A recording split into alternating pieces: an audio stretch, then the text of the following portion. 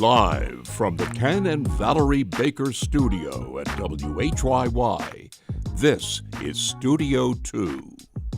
On Monday, August 18th, welcome to the show. I am Cherry Gregg. I'm Avi Wolfman Ahrens. I thought you were going to throw in a fourth welcome. I almost did. Because we were off last week. I know. And it's sort of a special Monday. And it is, because we haven't been here. We have not been here. And I kind of miss saying welcome. Only kind of. Kind of. I'm yeah, logging that. I did. All right. So today on the show, we're doing kind of a roundtable concept. We're going to talk about a lot of the big stories in the news with a pair of political reporters. We'll talk about what's happening with Ukraine and Russia. We'll talk about what's happening in Washington, D.C. with the federal takeover there. And whatever else comes across the desk today. Studio 2 at WHYY.org is where you go to send in your thoughts. You can call 888-477-9499. We are asking today, what stories are you paying most attention to? What are the most consequential news stories out of Washington for people here in our region? Again, 888-477-9499. And what's so interesting is, we went on vacation. We both were off last week, and the news headlines did not stop. And it actually pierced through my little vacation bubble. And I'm like, oh my goodness, things are happening. And so I'm so glad we're doing this roundtable. Yeah, the world doesn't take a break. It doesn't take a break just because, Wow. So I hope people do call in. We'd love to hear what you think and what you're thinking about when it comes to national news stories. 888-477-9499. The email is studio2@whyy.org. Why do they call it a round table, by the way? Well, our table is more triangular. Yeah, our table isn't round at all. Why is it called a round table? I guess because there's usually a table that is round. Is it really? I don't think so. And then people kind of go around and That's share their true. thoughts. They go around. Yeah, our table, by the way, if you look in the upper right corner of your laptop and you see that little symbol that tells you how strong your Wi-Fi is, that's the shape of our table. It's like a rounded triangle. Yeah, it is. It is. I love our table, though, by the way. I had to throw that out Great there. Table. So we're going to get to our trio of news stories, and we're going to start with Pennsylvania politics. Republican Stacey Garrity has officially announced her bid to challenge incumbent Josh Shapiro for Pennsylvania governor. And Republicans, they think that Garrity could be a formidable opponent to Shapiro. She is currently state treasurer. She's a retired Army colonel, and she earned the highest number of votes ever for a statewide row office candidate. So she's done that. And she's also been aligning herself with President Donald Trump. And in a video she posted on social media, she says she's running to make the Commonwealth more affordable and more attractive to younger folks. She's also takes direct swipes at Governor Josh Shapiro, saying while he's been focused on running for president, she plans to focus on fixing Pennsylvania's problems. She takes jabs at the lack of a state budget, as well as some of Shapiro's liberal donors. Take a listen to some of what she had to say. To know just how much of a failure Josh Shapiro has been, all you need to do is look at the facts. U.S. News & World Report now ranks Pennsylvania near the very bottom on our economy, education in our classrooms, and our state's infrastructure. Whoa, so she clearly is baiting Shapiro into a fight and trying to use his ambition against him. But Shapiro will be a tough guy to beat. Yeah, tons of name recognition, pretty good approval ratings. But part of what makes Garrity a strong potential candidate is the same thing that made Shapiro a good candidate when he ran for governor. Think about Shapiro's arc. He won his first state race in 2016, despite a Republican carrying the state in the presidential election. Garrity did that same thing in 2020. She won her first statewide race despite Biden beating Trump in Pennsylvania this year. Those are hard things to do, and they suggest some popularity that goes beyond just party affiliation. And so the big question left is whether she will be seriously challenged in the Republican primary. Doug Mastriano, who ran last time as a Republican, is lurking and suggesting he may get into the race. And he would be a formidable challenger for Garrity as she tries to get to the stage of facing Shapiro. Yeah, and so we have some time and we'll see. And plus people, they're kind of mad at the president right now. So we'll see if she'll be sort of have to deal with the headwinds of the midterms as well. Could be a tough climate for sure. So staying in Pennsylvania now, as Harrisburg continues to haggle over SEPTA funding, the battle between southeastern Pennsylvania and the rest of the state, Cherry, has gone from under the surface, always there, to open hostility in a way I don't think I've ever seen. So here's the latest. In a rare case of a bill proposal going viral, a Chester County Democrat, Melissa Schusterman, says she will introduce a plan that would make it so southeastern Pennsylvania keeps the tax revenue it generates. Now, this bill has almost no chance of passing, but it underscores a big part of the tension here, which is that southeastern Pennsylvania generates far more tax revenue than it gets back in government aid from Harrisburg. And politicians in our region are pissed that public transit funding is being withheld, given the economic importance of this region. Meanwhile, Senate Majority Leader Joe Pittman, a Republican from rural western Pennsylvania, made a stunningly blunt speech on the Senate floor last week when he asked why his caucus should send money to southeastern Pennsylvania, given the response that he says he gets when he asks for support for his region. What did I get? Crickets, some nice words, no walk of the walk, and a lot of canceled meetings. And now you come to me. And now you come to me. Wow. That's the type of thing you hear about happening in back rooms, not usually on the Senate floor. So that is how tense this situation has gotten. And let me tell you, this speech pierced my vacation bubble. Again. Bubble. And I went online, I saw it online, and I immediately went to the comments and I saw responses that use words like spiteful, asinine, egotistical, because like you said, so many constituents, they hear about these kind of battles, but they don't actually hear their politicians or elected officials say it on the record in this way. And, you know, a lot of folks that, you know, that were in my feed were all from the collar counties and Philadelphia. And they were like really, really upset. And they were like, look, we'll keep our money. But there's a lot of context and all kinds of stuff that you need to talk about there. But people feel some kind of way that, you know, you have elected officials who are thinking about their egos and their positions and not serving Pennsylvania. The context, I think, is important, right? Because I think there's maybe a misconception that all the tax money goes to Harrisburg and then they choose to send it to red-leaning rural districts.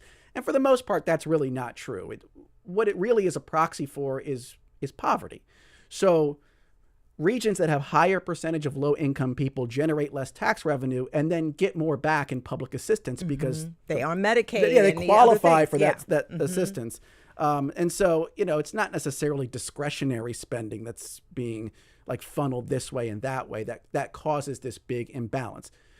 That said, if you cut off southeastern Pennsylvania and created a new state called Hogolvania or whatever. Hogolvania, I love it. You know, Philadelphia Stan, whatever you want to go with.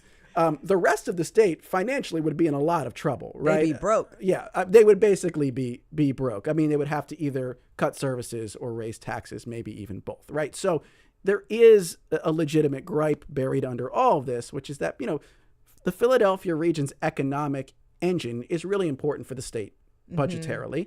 And SEPTA is a big part of why that engine runs. Yeah, and people want their SEPTA, man. A lot of comments online. That's a big story. They care about it, and so everyone's watching that. Our third story of the day.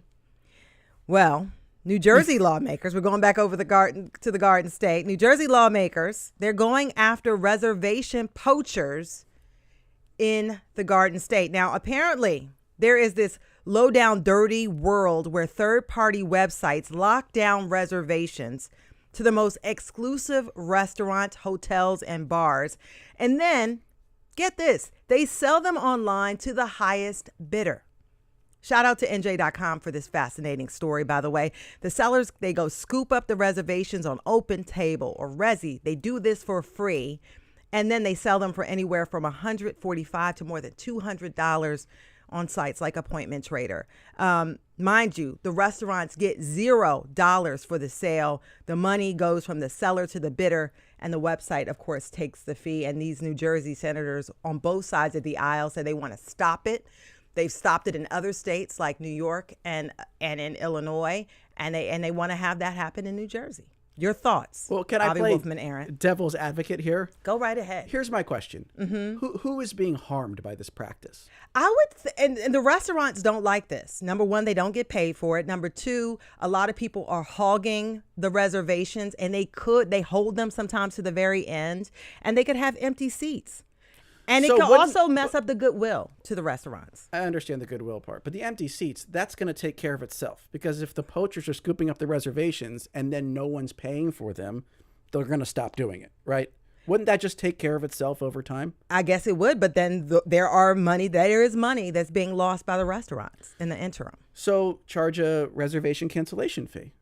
That seems like the easier way to do this than having the government try to like whack-a-mole go after these people. But still, the reservation fee may not necessarily make up for the amount you would make on a full dinner table. I'm just saying. But that's what I'm saying. If the reservations are going unfilled, they're just going to stop doing it. There's no incentive for them to buy them up and then not be able to sell them. And by the way, Appointment Trader and other sites like this, they say people are not abusing it, that they're simply, selling reservations that they're not using. But the problem is, it's just so sleazy to me. I understand It's sleazy. Can you at understand least say it's sleazy? Yes, it's sleazy. It feels bad. It does feel like a problem that polices And would itself. you pay for a reservation? That's the easy. I wouldn't do it. Yeah. So if they do it, I will go to another restaurant. If someone else wants to pay that surcharge to go to a fancy restaurant, I mean, at the end of the day, we're talking about people going to very expensive restaurants. I don't know if the government really needs to protect these people or spend their time going after people who are making a little profit off of someone who can afford a $700 dinner. Making profit, and the That's restaurant my devil's gets advocate zero. argument. Yes, the it's restaurant sleazy. gets zero for this. Well, then the restaurants can do it. Yeah. Charge $50 for a reservation. Well, we have a lot to talk about on the other I side don't of this know. break. It National feels like it stories takes coming care up. of itself. I just feel like, why does the government need to be involved here?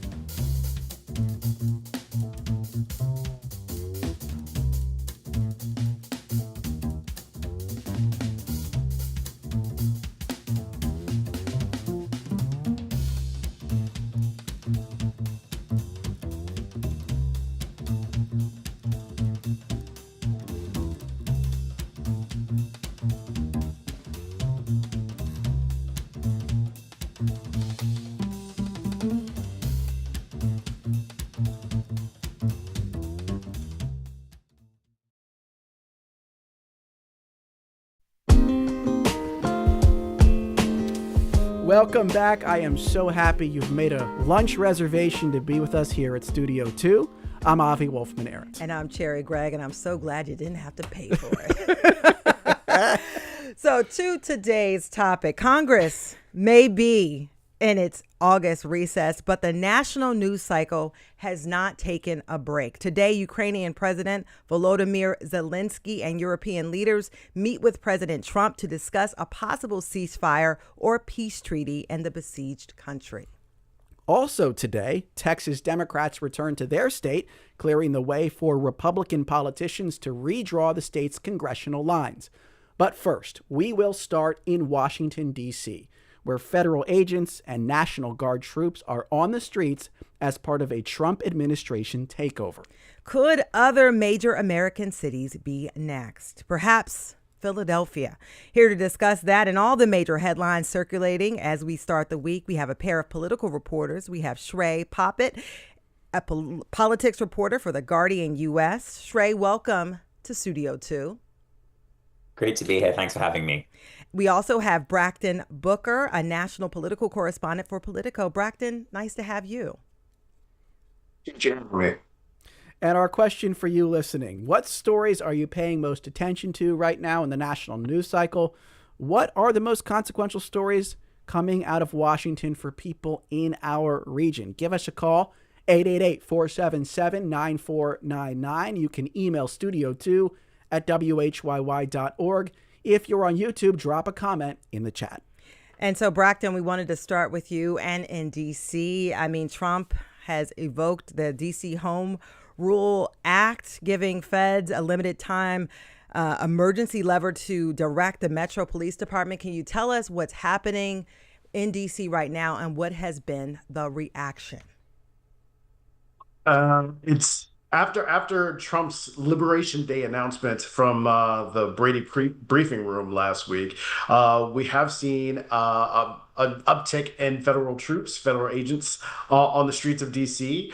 They're patrolling national monuments. They're patrolling high traffic areas like Union Station, the Capitol, some of the federal monuments, and they're helping to, what Trump was talking about, trying to help reduce the uptick in crime, which even though DC officials argue till their faces are blue that crime has actually fallen since the high point in 2023, Trump has taken some say political ambitions to paint the District of Columbia as crime infested, being overrun by young thugs, underage thugs that are committing heinous crimes.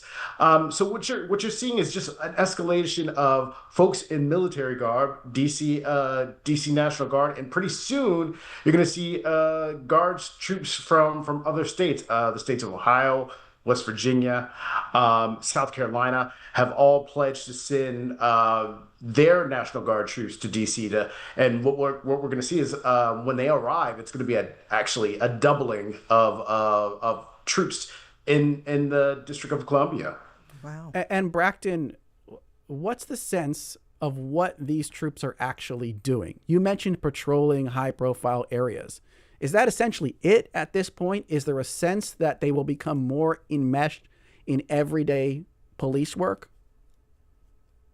Unclear. I mean, certainly the Muriel Bowser, the DC mayor, is trying to exert what power she has left to say, like, look, I'm in control of Metropolitan Police. We are going to be the lead in enforcing, traffic stops and enforcing the laws of the district. But there's rising questions about whether or not the incoming troops or future troops that are going to be in DC are actually going to be armed. The initial kind of wave of troops in DC are not armed, and they're supposed to be in an assistance role with Metropolitan Police. But if we're going to start seeing armed guards, that certainly ratcheted up the threat that there could be some kind of exchange, and people are really worried that clashes may happen because of the enforced the broader spectacle of having folks with long guns patrolling their neighborhoods. Yeah, and Shrey, just if you zoom out a little bit, what has sort of been the political response to the fact that the president has executed this and is bringing in federal troops? Yeah, it's been a real mixture. Obviously, Republicans, by and large, defending what the president's actions have been, saying that this is necessary because not only is DC, as Braxton said, crime infested, but also that the statistics that DC has put out are fake. These are baseless claims. The Justice Department issued a report earlier this year saying that violent crime in the district is at a 30-year low for 2024, and the crime in general is dropping across the district year upon year. But the president and much of his base has stoked claims that these statistics are phony, that DC officials have manufactured these claims. There have been attempts within the police department to manufacture these claims too. Democrats, on the other hand, have taken quite quickly to say that this is ultimately distraction, claiming that there is a violent crime increase in DC is both false, but also a distraction from the president's handling of the Epstein files, the One Big Beautiful Bill, and the effects of that, and also the looming impact of tariffs. I was chatting earlier with Andrew Bates, former Biden spokesperson and now Democratic strategist, who is saying that this rhetoric that Democrats have sort of latched onto, where they're saying that this is a quote unquote distraction, is one that sits well with voters. It kind of acknowledges voters' integrity, their intelligence, that they get a sense that we understand what is actually going on, and that this federal takeover is actually something that is a complete distraction from the issues at hand for voters. And it's one that plays well to Democrats.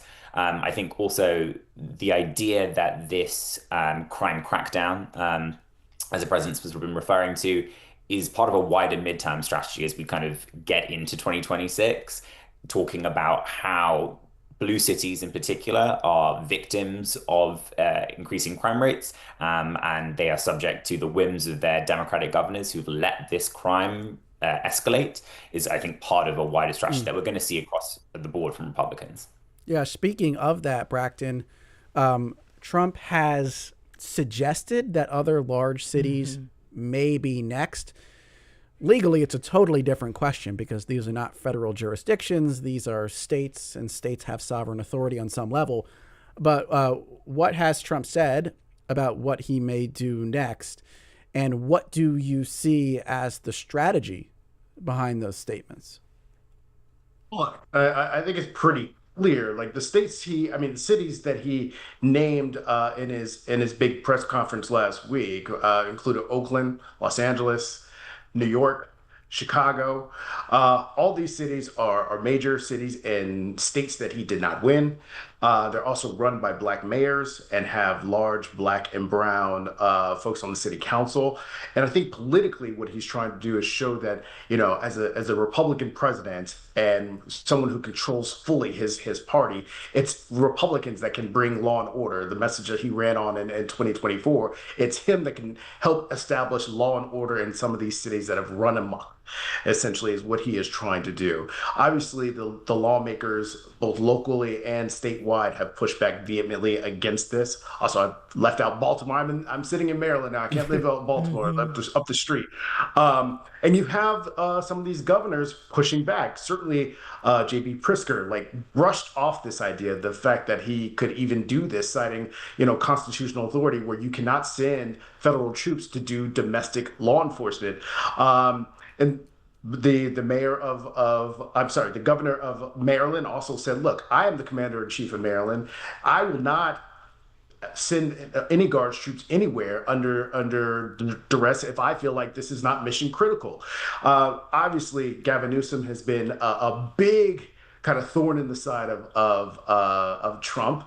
And what do all three of these men have in common? They're all kind of laying the groundwork for a 2028 run. So you can expect more rhetoric from them, certainly establishing that they control their own states. But before that happens, and you see this kind of push and pull between these kind of juggernauts of the parties here, it leaves local officials kind of like on edge of whether or not they are going to have to be the ones that have to deal with the influx of federal troops. You look at Los Angeles earlier this year, when there were ICE raids, there were protests there, and both the mayor of Los Angeles, Karen Bass, and also Governor Newsom said, look, we don't need to deploy the National Guard. We are fine. We can take care of it. Trump essentially ignored that call and federalized the California National Guard and sent them to Los Angeles. So you can see, if this happens in other cities, that Trump may find some authority to use in order to deploy guards troops and put them in cities, and again escalating this tension between the federal government and state and local government. Yeah, I want to just remind our listeners that you can participate. We want to know, what stories are you paying the most attention to, and what are the most consequential news stories out of Washington for people in our region? Our number is 888-477-9499. The email is studio2@whyy.org. And if you're watching on YouTube, drop those comments in the live chat. We have an email from Matt, who says, I keep hearing that crime is down in D.C., but nobody says how the stats compare with other major U.S. cities. It could well be down, but is it from huge to acceptable or huge to still bad? The POV I find missing is that of the average people who live in the district. What do they think? Do they feel safer? Are they tired of crime or find the levels acceptable? Thank you, Matt, for that email. I want to talk about local official responses because we've heard from some of our local officials, and I want to play a clip from Philadelphia District Attorney Larry Krasner, who had a moment where he, talked about the possibility of federal troops coming to Philadelphia. Take a listen to what he had to say. I just never thought that military invasion of America's big cities with a fear-based racist agenda in order to pave a path for a military takeover is something that I would face.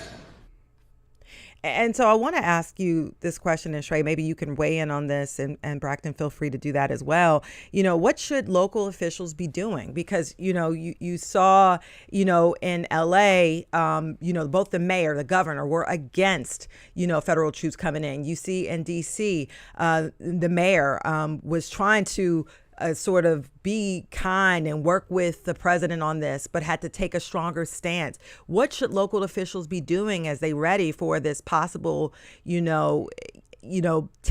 I don't want to say the word takeover, but sort of power grab by federal government. Yeah, I think what's interesting as well is that, and you pointed out about Mayor Bowser's response last week, I think it's been one that has had to sort of be a day-by-day response because it's evolved so quickly. And initially we saw last Monday when this sort of all kicked off, Mayor Bowser taking a sort of compliance stance, as you mentioned, saying that she'd be working with the federal government, happy to provide the services as Section 740 states of the Metropolitan Police Department, generally kind of remaining a little bit calm, very much in line with the way that she's approached Donald Trump in his second term in office, which is a far cry from the way she handled the president back in 2020, particularly during the BLM protests in the city. So I think she's had to be a lot more cordial, a lot more tactical in her response, and she's been doing that. I think what we saw as the week went on was a pushback to that. She was on a Zoom call with organizers later on in the week and called the move from the president an authoritarian push. At the end of the week, she described it as unsettling and unprecedented. She's really kind of taken these small but concerted efforts to sort of push back. And then at the end of the week, we saw the DC Attorney General file a federal lawsuit to essentially say that the federal takeover of the Metropolitan PD was hostile, was something that extended beyond the reach of the Home Rule Act, particularly when the Attorney General last week installed the DEA Administrator Terry Cole as the head of police, basically, in DC. Ultimately, the administration, and uncharacteristically, I would say, walked back that decision pretty quickly when the federal judge threatened basically to issue an injunction. So I think that was kind of a bold move by DC, and one that Mayor Bowser kind of championed as well. But I think it kind of showed an act of defiance and a small victory essentially for the city pretty early on in how they were going to have to piecemeal their approach to the president's moves. And I think, as I said earlier, it's a day-by-day response, and one that has to be a tactical one as well. I'll just pick up on that. Go ahead, Bracken.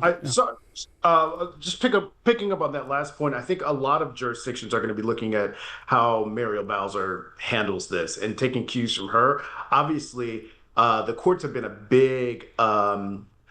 big tool in Democrats trying to push back on what Trump has been doing in his second term, because he's been far more aggressive in how he's gone about implementing his agenda through force, through will, through the fact that he's kind of taking over all levels of government in ways that we have not seen in any modern American president. So the courts have been a major tool for Democrats to try to push back on some of that, what you call, Cherry, a power grab. Mm-hmm. Other folks are not being as careful. They're definitely calling this a takeover, an occupation in some cases.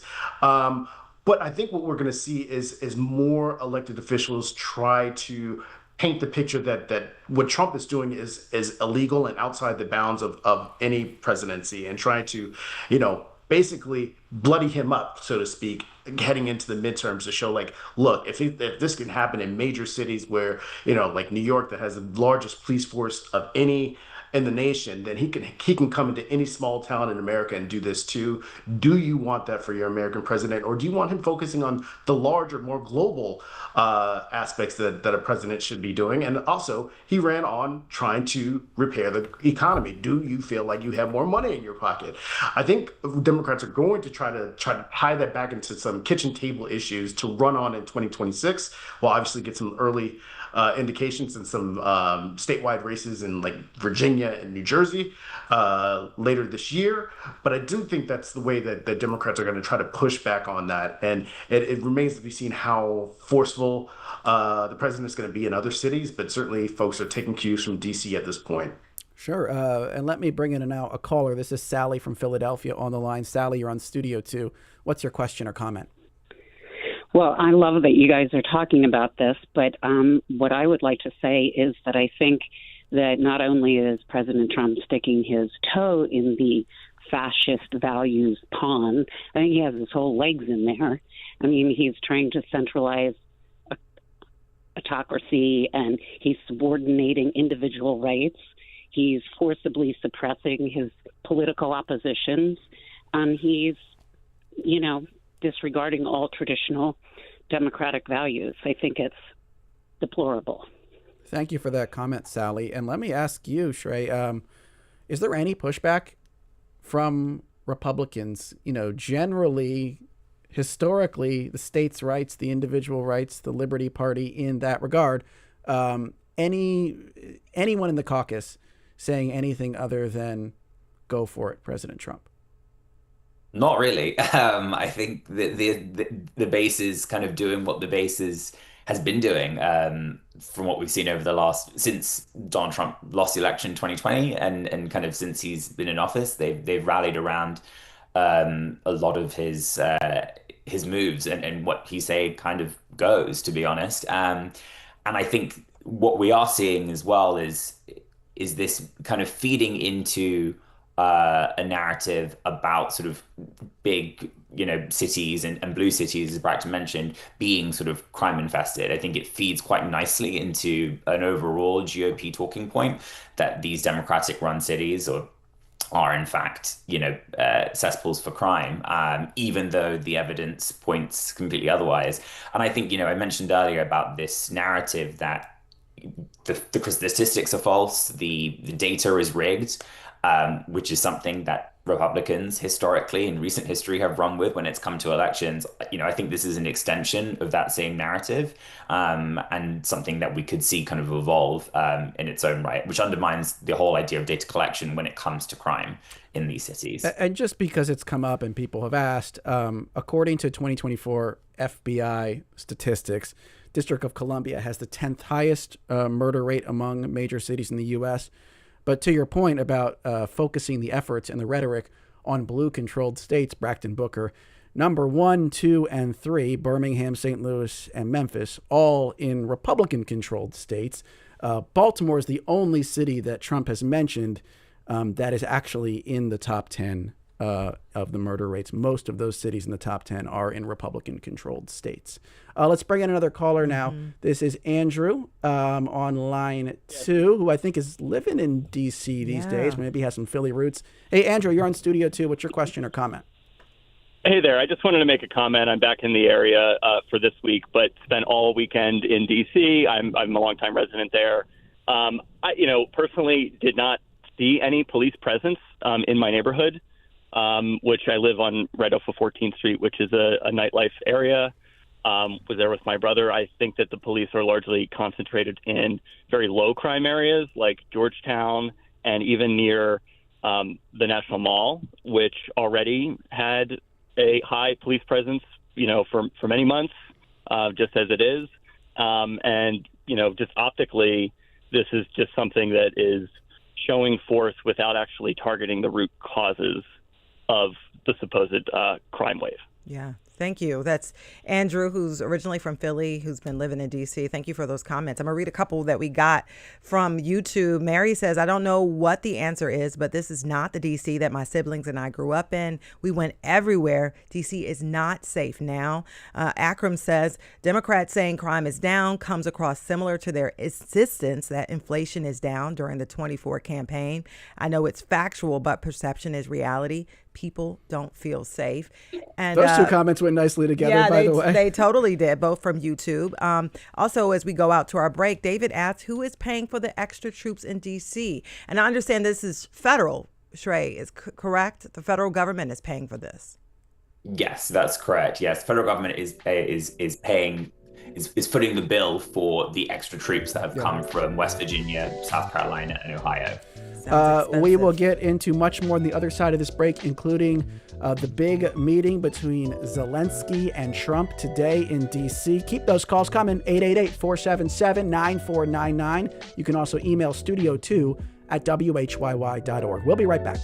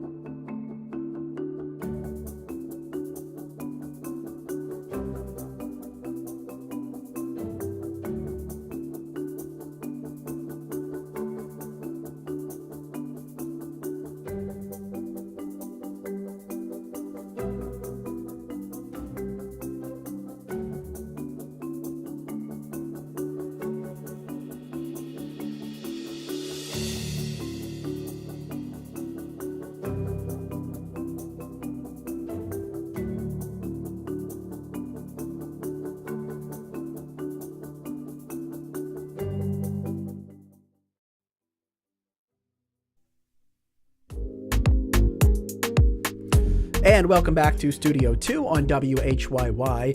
I'm Avi Wolfman-Arndt. And I'm Cherry Gregg. We are discussing the latest developments out of Washington, D.C. with a panel of national political reporters. With us from our country's capital are Shrey Poppet, politics reporter for the Guardian U.S. We also have Braxton Booker, national political correspondent for Politico. And our phone lines for you at home, on the road, or on lunch break are still open. What stories are you paying the most attention to? What are the most consequential news stories coming out of Washington for people in our region? Give us a call, 888-477-9499. You can also email studio2@whyy.org. If you're on YouTube, hello. Drop a comment in the chat. Wanted to pivot now to Ukraine, Russia. Volodymyr Zelenskyy is in D.C. today to meet with the president. European leaders are also here in the nation's capital. The million-dollar question, I think, Shrey, is what do they want to achieve and what are their chances of achieving it? Help us set the table. Yeah, I think that is the question, really. And I think it's one that is a little bit more complicated since the events of Friday. We saw the president run into that meeting with Vladimir Putin with some of his best intentions, that with harsh possible consequences for President Putin if he didn't agree to a ceasefire. They were going to be economically severe consequences. None of that materialized. No ceasefire was met, and we've essentially achieved very little materially on Friday. And now we have a meeting with both Zelenskyy and a group of very important European leaders to essentially see what they can get to the table. I think one thing that we're certainly going to be watching is any push from the president to get Zelenskyy to agree to ceding any territory, something that Zelenskyy has said categorically he does not want to do because it's going to be a springboard for Russia to launch further wars. Vladimir Putin has said categorically now that that is one part of his deal that he wants, a vital territory for Ukraine to cede. And the president has sort of prefaced a lot of that on social media this morning on Truth Social. He was sort of saying that territory exchange is going to be something that needs to happen in order for a deal to be met. So I think that's going to be something that we're definitely watching, and also the security assurances for Ukraine going forward, something that the European leaders have certainly been adamant about, making sure that there are security promises for Ukraine, whether that's Article 5 or further assurances. And I want to ask you because, Shrey, I mean, you had all these European leaders sort of switch their schedules last minute to make sure that they could show up and be a part of this meeting. What do you think their presence will accomplish? And how do you think it'll change the dynamic from the last meeting that we all witnessed, some really standout moments between Ukrainian President Zelenskyy and President Donald Trump? I think that was one that really was so shocking for the world to sort of witness, in the way that the administration arguably sort of piled on Volodymyr Zelenskyy. I think that was so kind of awe-inspiring for the world to watch. And I think now the backup essentially that Zelenskyy has with these European leaders is something that I don't think we should take lightly, but I also think is perhaps an opportunity for, or less of an opportunity, I should say, for the president to make a scene or a spectacle in the way that he was able to do so effortlessly back in February. I think that's something that Zelenskyy is certainly hoping for, to have this sort of backup, and particularly with certain leaders like Keir Starmer, who the president has struck up a very, very strong alliance with, both in terms of trade, but also sort of national security discussions. And then other leaders like Giorgia Meloni, who has a very strong relationship with the president as well. So I think we're just seeing how those allies rallying around Zelenskyy are going to hopefully mitigate any sort of blow-ups, particularly when it comes around those key discussions about territory, ceding certain territory as well. And just for our audience at home, Starmer and Meloni, the leaders of the UK and Italy, respectively. You write for a European audience, Shrey, so I'm just curious what you think sort of the average...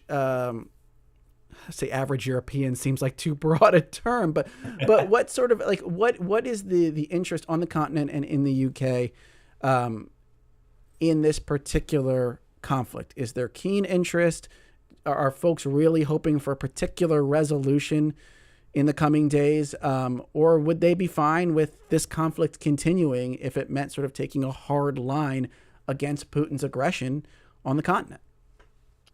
I mean, certainly in the UK as well, there is a huge push to both make sure that this conflict ends as quickly and peacefully as possible, but also, as you sort of mentioned there, to make sure that there is a line in the sand against Vladimir Putin. I think you have so many of these countries, NATO members, who are very concerned about, should this war be allowed to escalate or continue and therefore escalate, what this really means for the security of Europe more broadly, and what this lets Vladimir Putin do on the world stage. And I think one thing that is really interesting, as Sherry sort of mentioned, is, this is a very quick rallying around Zelenskyy and a very quick decision to get all these leaders in a room at the White House to sort this out sensibly. And to do that really means that the stakes couldn't be higher at this point. And I think particularly after Friday's meeting or the ceasefire that never was, the meeting that never was, the press conference that never was, that's just, it escalated the stakes even higher. Yeah, I want to read this comment from our producers. World leaders, they began arriving at the White House at the beginning of our hour. And Zelenskyy tweeted a moment ago that his, quote, main goal is a reliable and lasting peace for Ukraine and for the whole of Europe. And it is important that the momentum of all of our meetings lead to precisely this result, end quote. And so, Braxton, I want to bring you back into the conversation and talking about the politics of all of this. What are you sort of hearing from Washington on both sides of the aisle? What are people, sort of reacting to what the president had intended in his meeting with President Putin versus this meeting that is happening as we speak?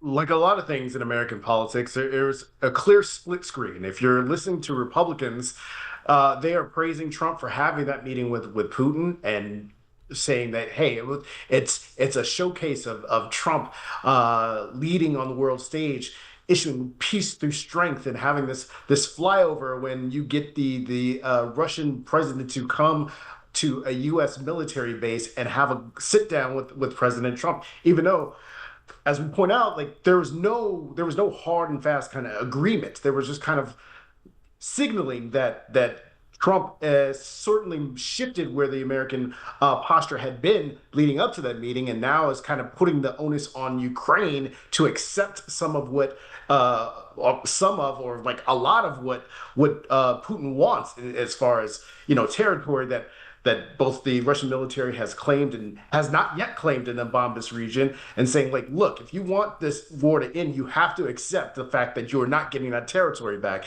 That is a tough pill to swallow for certainly a lot of Democrats who say that, look, this man has just given a photo op to Putin, elevated him when he had been ostracized on the world stage, and now this is making the peace deal so much harder to achieve, because you've now given Putin a lot more talking points, saying, like, I met alone with the president of the United States, where Zelenskyy has to bring all of Europe in order to get anything past get anything towards a peace process here. So certainly there's not going to be much agreement on Democrats and Republicans on how they are viewing this, but certainly the one point I have to bring up, because it's all about the politics. Donald Trump wants a Nobel Peace Prize. Yeah. Mm-hmm. He desperately wants a Nobel Peace Prize, and he's trying to get any kind of agreement between Russia and Ukraine so that he has a better chance of getting that Peace Prize, of having somebody nominate him. And you already hear Republicans drafting letters of nomination for President Trump to get this Nobel Peace Prize. I'm not sure we're there yet, but a lot of folks, even after Friday's meeting, were saying, like, look, the fact that Putin came to the United States is already grounds for a Peace Prize. And you had Hillary Clinton even saying, like, look, if this man can get a deal, a peace agreement, she is saying that she would nominate Trump for a Nobel Prize herself. So I think there's a lot of pressure at stake for some agreement to come out of this meeting in the White House today, so we can get closer to a nomination for the Nobel Peace Prize for Trump. And certainly on the politics and the optics front, Trump has always tried to present himself as this great deal maker, and it seems he sees this as an opportunity to flex those deal-making muscles. We shall see. Here's an email from Christopher. President Zelenskyy has the right to join NATO in order to prevent being taken over by other countries, in this case, Russia. Trump yelled at President Zelenskyy at the last White House meeting. I would imagine today's scenario will be a step and repeat of that humiliation. Imagine being called to a meeting halfway around the world just to be yelled at and humiliated. Do you think that's a likely outcome here, Shrey? Sort of that Zelenskyy walking into that trap again, or do you think he'll, at the very least, avoid that type of, sort of public disagreement? Yeah, I certainly think that. I think also I'm curious to see how the president, particularly in front of the press at that section of the meeting, will behave. I think February was a very good example of deciding to double down in public in front of the pool. We'll see how that goes. But yeah, I'm more optimistic about the level of civility between the two leaders, and I think President Zelenskyy is keen to be there and keen to make sure that these discussions, as you said, are well-oiled and rapid, basically, to have some momentum, because it does feel like over the last 2 weeks at least, there has been this sort of very slow burn. We're doing calls, we're having this summit that didn't go anywhere, we are now having this meeting that we need to see move. So I think to get that going, I think we'll see hopefully a level of civility between the two. And I think it's important to not underestimate the presence of these world leaders. They're all due at 3:00 to have a wider meeting. I do think that is something to keep the momentum going. And I think hopefully a check in Volodymyr Zelensky's corner as well when it comes to hoping that some of those demands are met. Yeah, we have people who've emailed in and commented. comment from Matt, who says, in order, the concerns that he has, the big stories: Epstein file, gerrymandering, Ukraine, DC takeover. Denise says, I'm paying the most attention to the DC takeover and the gerrymandering. Pennsylvania has practiced some historically bad gerrymandering in the past. This could lead to some districts that are really, quote, creative in all the wrong ways. And so we only have a few minutes left in the show. So I got to ask you about the gerrymandering issue in Texas. Democratic lawmakers there had left the state for a couple of weeks. I understand now they're coming back, and this new map could pass. I mean, the likelihood, Braxton, that this could pass, and what could be the impact, as far as a ripple effect if Texas is able to gerrymander 5 additional Republican seats? Well, look, I think that's going to be the battle of heading into the midterms. I think without question, once the Texas legislature gobbles in for this second special session, that if all parties are there, Democrats are heading back now, that map will be approved in pretty short order. We can get that by week's end at the latest here. And certainly that starts the ripple effect of what we're going to see perhaps in California, as Gavin Newsom has announced that, look, he's willing to play the same kind of hardball tactics that Texas is playing, introducing his own map that would net 5 Democrat seats in deep blue California to kind of offset the 5 Republican seats that Texas is trying to pick up. But you also see some redistricting happening in Ohio that was already scheduled to take place this month. And they could net as much as 3 more Republican seats, putting more states like New York or Maryland in a position where they may have to come up with some creative redistricting themselves in order to offset those gains that could come in either Missouri or Ohio or some other states. So I think this is going to be the battle of the remainder of the year, and the ripple effects are, people are not going to trust who draws their lines. And this has probably already been happening, but it's going to be a renewed focus on whether or not folks actually believe their maps are true and fair. And it really just undermines our political system here. Shrey, real quick, as we wrap up, just a minute left, anything that we haven't talked about we should be paying attention to, or you want to add something on the gerrymandering topic? Yeah, just on the gerrymandering point, just great points there by Braxton as well. And I think, we're going to see, the California legislature is convening today, and they've got, just a few days now to get all of this package of bills to basically get this map approved and the special election on the books, basically, in November done. So I think they're, as you said, moving at breakneck speed to get all of this done as well, to offset those seats. And I think the arms race that this is sort of inspired across the country for these House seats really can't be underestimated. I think it's people are now going to be quibbling for those 1 or 2 extra seats they can get in those states. And I think it's also just shone a light on the impact both on mid-decade redistricting and also Democrats' response to that. Once upon a time, they would probably say that mid-decade districting was the rot as part of the way that gerrymandering is structured in our country. And now it's actually become a really powerful tactic for Democrats to show that they are fighting back. And, we've seen over the last year or two, at least, complete frustration within the party that there isn't enough walking the walk. And that's certainly something that Gavin Newsom has tried to really commandeer, and I think is inspiring other Democratic governors across the country to do as well. Shifting that Overton window. Shrey Poppet, politics reporter for The Guardian U.S., thanks so much for your time this hour. Thank you. Braxton Booker, national political correspondent for Politico. Also, big thanks to you. And let me just read in a couple more comments. Sean says, free Gaza. Israel must stop weaponizing aid. Also, Trump is the worst. Tiffany says, I'm looking at the executive order to stop mail-in ballots, something we didn't get to today, but hopefully in a future show. Yes. And thank you to everybody who called in, emailed in, watched us on YouTube. Thanks a lot. And thank you to our producers, Debbie Builder, Paige Murray Besser, and Andreas Copes. Thanks to Mike Schiffler, our visual producer, Al Banks and Tina Calicay, engineered today's show. Our executive producer is Kevin McCory.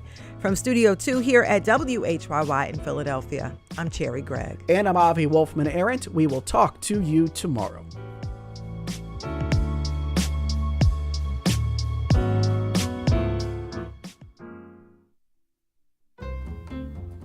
Coming up tomorrow at noon, buy now, pay later apps are growing in popularity, especially among young shoppers. Services like Klarna, never heard of that before, and Afterpay allow consumers to finance everything from sofas to concert tickets to burritos. Burritos, Lord. Do loans like these make it too easy to overspend and overconsume? We'll talk about it tomorrow at noon. But coming up next on WHYY, it's Here and Now. Klarna. Can't believe paid later for burritos? Klarna, they got to come to me for naming advice. Klarna? On the next Fresh Air,